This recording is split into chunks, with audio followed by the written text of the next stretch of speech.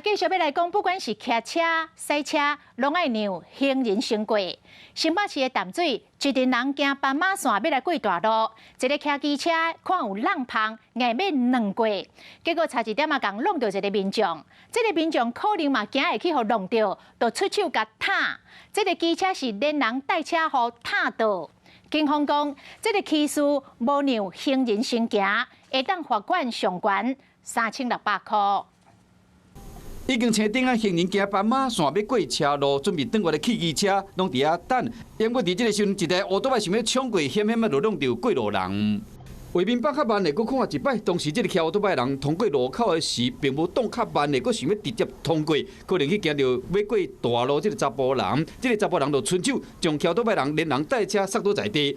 这个地点伫淡水的捷运站附近，是中正东路甲下府路口。车甲人拢真济，大部分的去机车看到斑马线有人，拢会停落来等一下。民众讲，其实不管是骑车、赛车还是行路，拢要注意路况。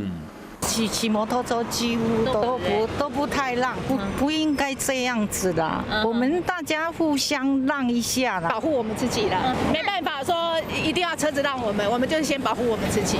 依照民众的行车记录器，警方认定这个骑乌托的人无让行人，依照道路交通管理处罚条例，上悬会使罚3600块。不过出手讲杀这个人，可能嘛有法律责任。在刑事责任上面，行人可能构成刑法284条的过失伤害罪，是可以处到1年以下的有期徒刑。当然，行人会使主张要保护自身的安全，再去讲杀。这个骑乌托的人贪紧无让行人，会互人开罚单。